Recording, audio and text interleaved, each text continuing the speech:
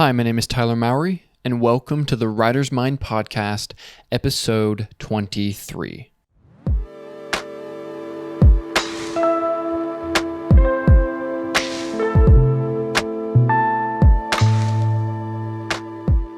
All right, welcome to another episode of the podcast. If you want to listen to episode 24 and all of the other even episodes, then you can find them on the Patreon, patreon.com/thewritersmind.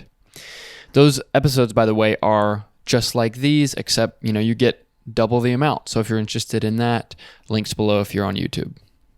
So today, what I want to talk about is another kind of trippy concept. I know last episode was kind of trippy, and this is going to be a little trippy as well.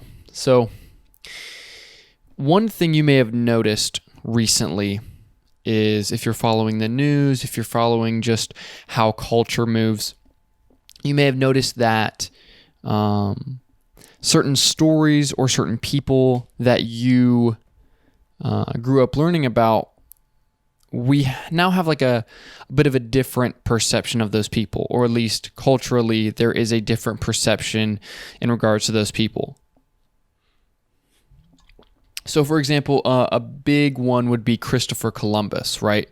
You may have learned about Christopher Columbus in school, and you may have learned that he was this explorer, and he was one of the first people to find the New World, which became North and South America, and then, began the larger colonization of Europe to the New World, which, then became America, so on and so forth. There's other, people kind of in the sphere of history, particularly kind of in American history and European history, Thomas Jefferson being another example, George Washington being another example, people that you may have learned about in school that were, pillars of American history, people that we looked up to.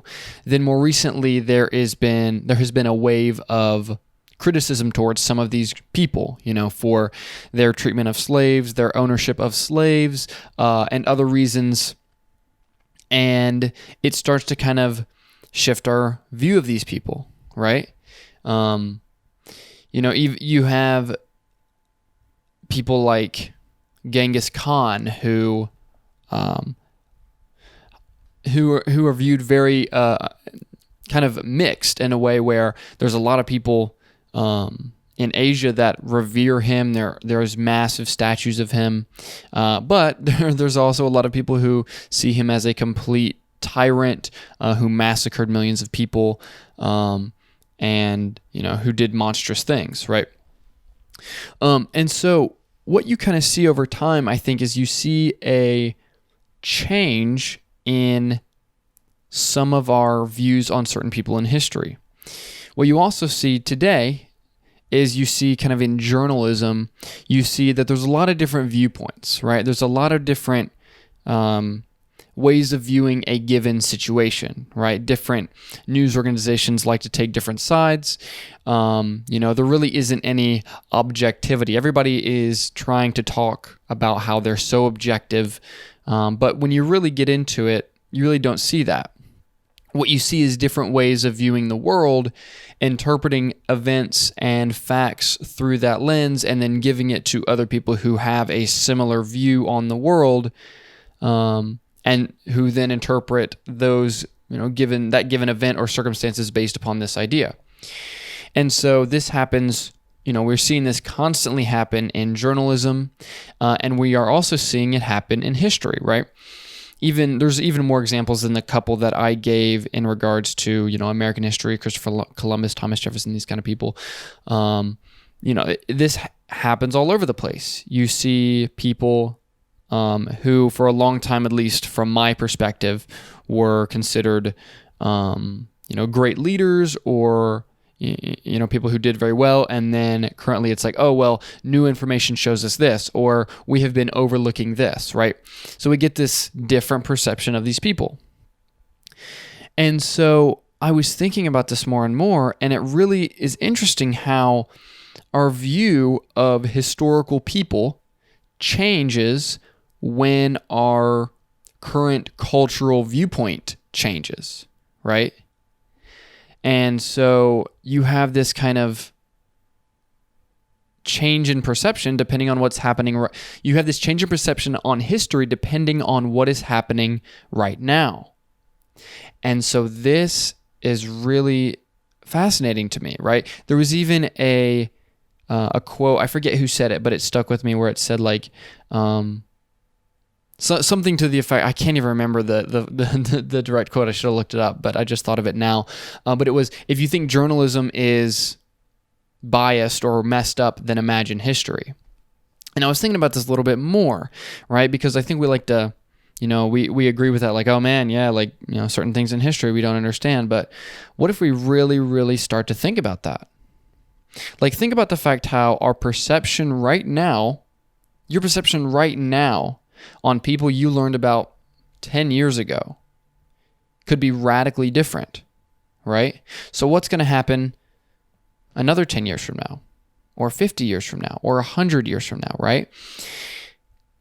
People, these historical figures, our perception of them goes through all of these changes through each generation and through each culture. They have different viewpoints on all of these people. There are, media tells you how to view a certain person, or you have propaganda campaigns from a government, or you have just the general societal or cultural moral values shift, and then we shift our view of people in the past.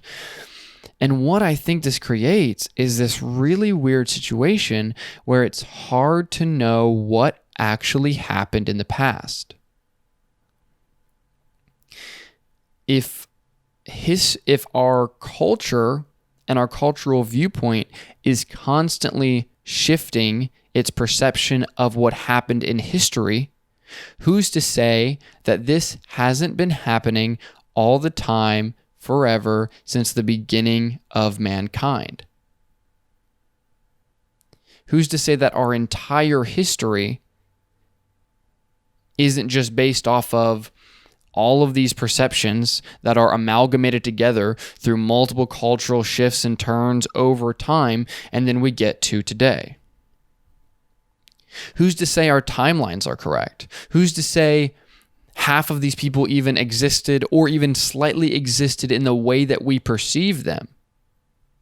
Right? We can't agree on what happened 100 years ago. We can't agree on what happened 200 years ago. How can we know what happened 1,000 years ago? Can you even comprehend 1,000 years of time? You can't.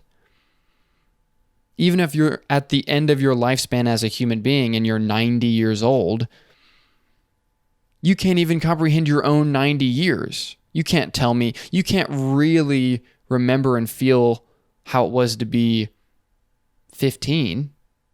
Can you? I mean, I barely can remember how it was to be 10. Every time I tell somebody a story about when I was younger, when I was a kid, I say when I was a kid, because I don't remember if I was 8 or if I was 12. So I can't even remember to then, right? It's almost as if really the only thing that seems to exist is our present moment, and our constant shift in the present shifts all of these different stories and archetypes and all these things we've heard about because of what we're viewing in the present.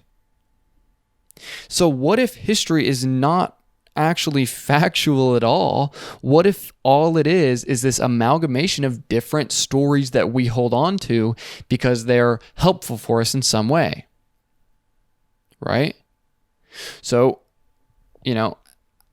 how, okay, let's take some examples. How do you know how old a particular historical figure is, right? We talk about how, Jesus was born, or Jesus lived around 2,000 years ago, right? This is our current understanding. But how do we know that? What if that is sort of the story we have told for 10,000 years, right?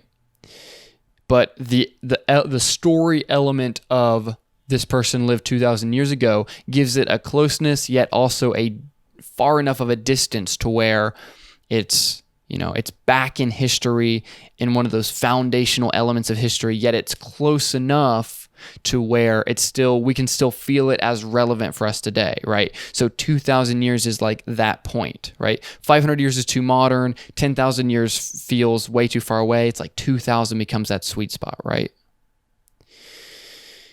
And so, I think there is and also the fact that there's so much of history that sort of just disappears, and then sometimes we find things later, or new historical stories are essentially built by our perception of the facts now, but we didn't have this cultural perception, 100 years ago, so we didn't think certain things were relevant, but now we think certain things are relevant because our cultural perception has shifted. And so essentially what I'm saying here is I think that we have a lot less of an idea of what truly happened in history than we think we do. Like, I think even if you are a serious historian, right, it's still hard to know for sure what happened.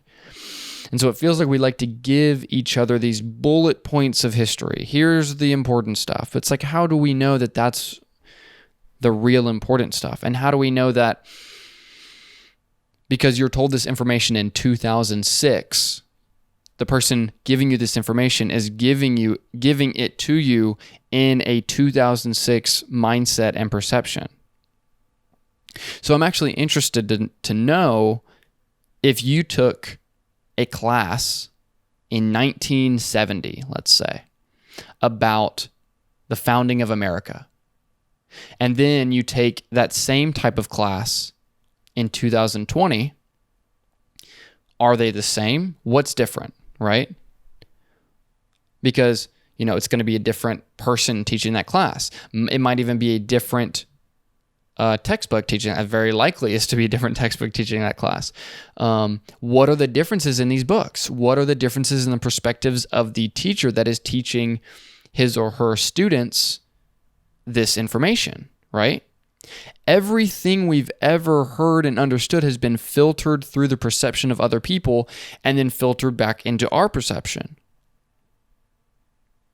And so this creates this wildly approximate view of everything, because it makes it hard for you to put real, legitimate trust in some of these things that you have been told.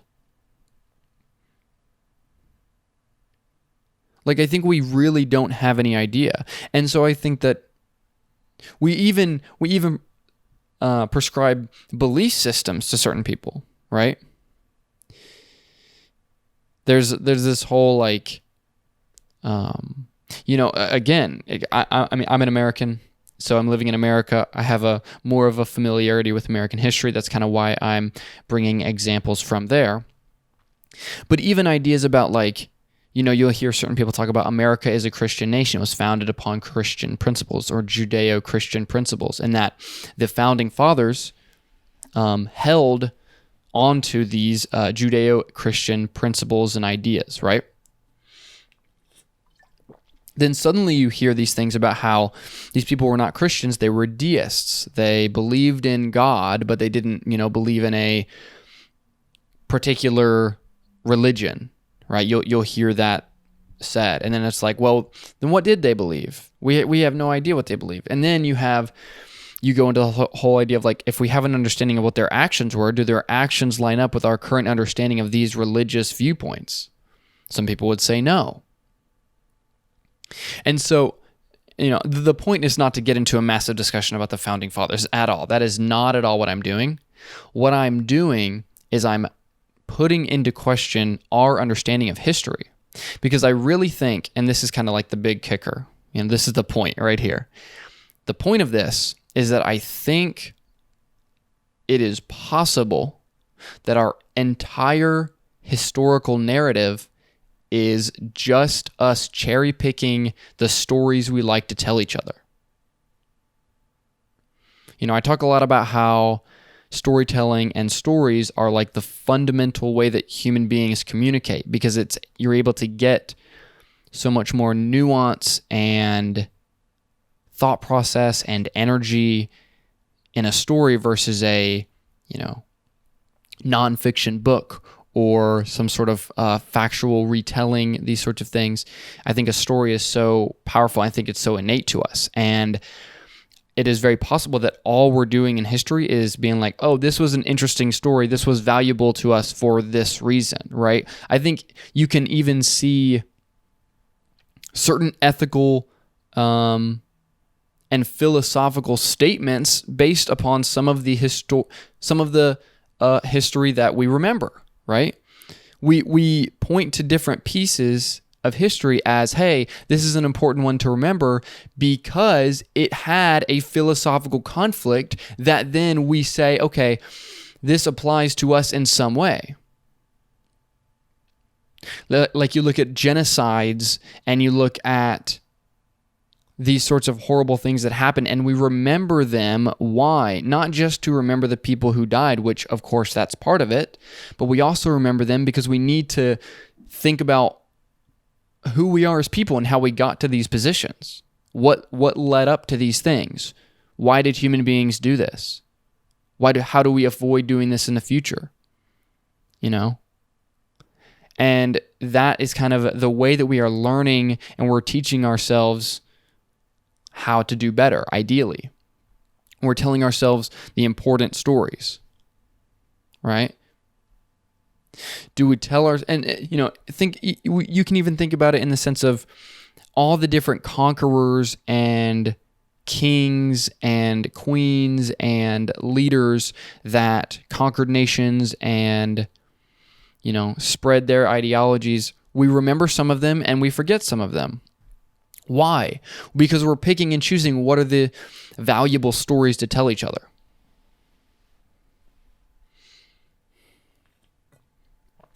Why do we even care about the myths of some cultures and not their history as much, right? That's kind of an interesting thing where you look at especially kind of the Greeks and Romans, where of course we're interested in their history and what actually happened to them, but we're also heavily fascinated by their view on the gods and their religious points of views and their philosophical points of views. Why? Because some of their religious and philosophical viewpoints are just as valuable to us as is their, historical record of things that occurred.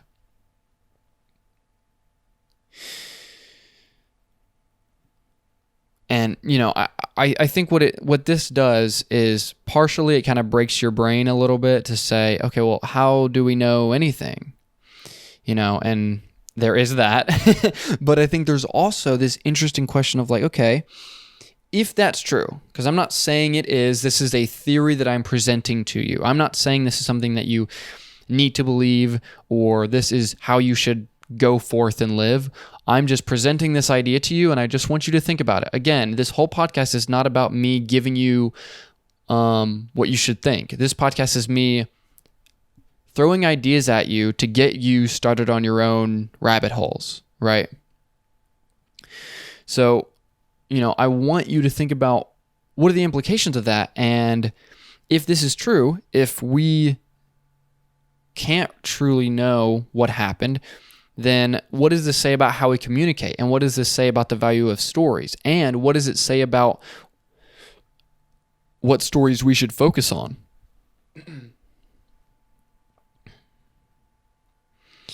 And, I think that somebody like myself who is obsessed with storytelling and thinks storytelling is very fascinating and valuable, of course, is more prone to this kind of wild idea.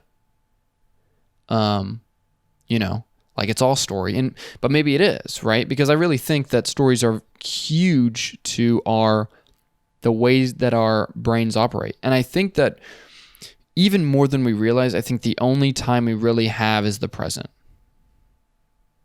And I think that it's important to understand what's happening in your individual life and also understand what's happening in your larger culture And then ideally, which is why, certain things like traveling is important, or certain things like, experience and going new places and trying new things and experiencing new cultures. That's important because you're starting to get the other narratives of different people and different cultures, right? You're starting to get a better understanding of the fact that, hey, we're all out here, many of us dealing with wildly different narratives and perspectives. And how does that play in to, the ultimate search for meaning in life, and, what is actually out there? What is the best way to live? And it's so interesting because you have competing narratives, especially in history. This goes back down to the idea of, we look at history from a certain perspective. There's the big statement that everyone says is, history is written by the victors. Yes, it is. Whoever wins gets to write down what happened. So who's to say that they're right? If they wrote down what happened, they get to say, we did this and we didn't. We're not going to tell them about the fact that we did this, or we won't tell them about this. Or you also have the other side of that, where like you have, the losers say, they did this to us, or they're horrible for this reason, but we won't tell them about how we did this, or we won't say that we were doing this for all this time. So there's all of these different perspectives, and there's all of these different ways that people like to hide the truth or bend it or push a particular point of view on what happened. And I think that just the fact that we walk around with this idea that we have this super reliable historical narrative because it gives us comfort. It makes us feel like there's other people out there and they figured it out. They know what happened. It's okay. They figured it out. I can be okay in my ignorance of, what happened in the past or where I'm going. Other people figured it out for me. I think people do that. People stick into their ideology and they do the same thing. They're born into a given viewpoint or perspective, and they don't change that because they believe that the people that were here before them figured it all out and they can just kind of coast through it, and this is how it is. I don't have to do any, searching on my own. I don't have to add to this story in any way. I can just kind of roll through it and be fine. And I don't think that's a good way to live. And I think if you're going to be a critical thinker, you're going to be a writer, it's important to do your own legwork. I'm not saying history is fake, but I don't really think you know what's out there any more than I do. Even there's a book I'm reading. I've been reading it for a little bit. I need to really finish it.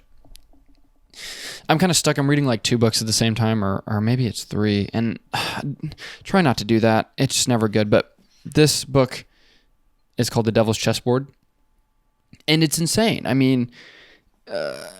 What it's talking about Allen Dulles and the CIA. It's The Devil's Chessboard, Allen Dulles and the CIA, and the rise of America's secret government.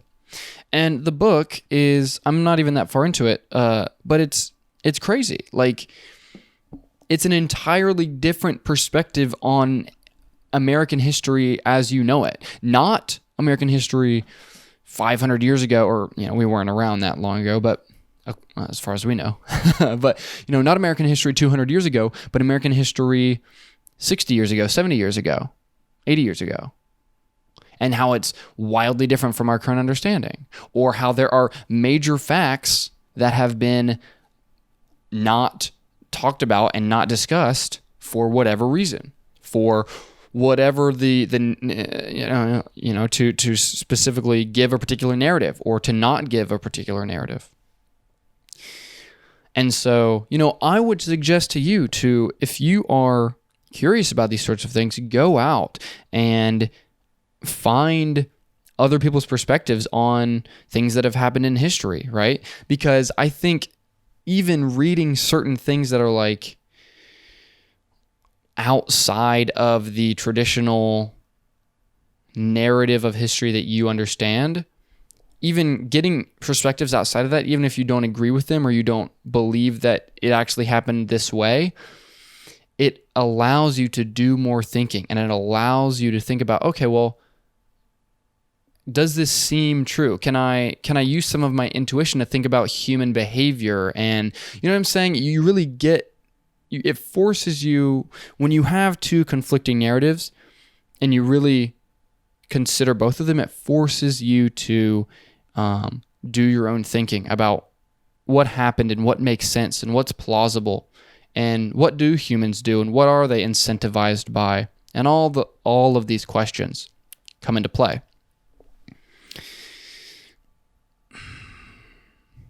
So, hopefully that wasn't completely brain breaking, but I think the point is that we know a lot less about the world than we like to believe.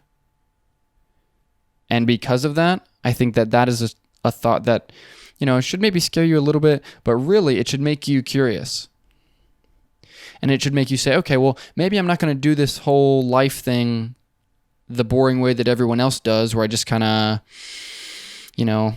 I guess get a job and I guess do that for a while and I guess maybe have some kids and I guess maybe, you can really say, okay, well, how much do we not know? Let's kind of see what's out here. Let's start messing with things. Let's see what I can do as a person, because even trying to impact your world and influence it and move through it in an interesting way, you're already going to be leagues above everyone else who is just kind of coasting through it and letting things slip by them. So that's what I have for you today. And that's it. If you want to listen to episode 24 and all of the other even episodes, which I guess at this point there are 12 of them. So if you want 12 extra episodes that you haven't heard before, patreon.com/thewritersmind, and I will see you guys next week.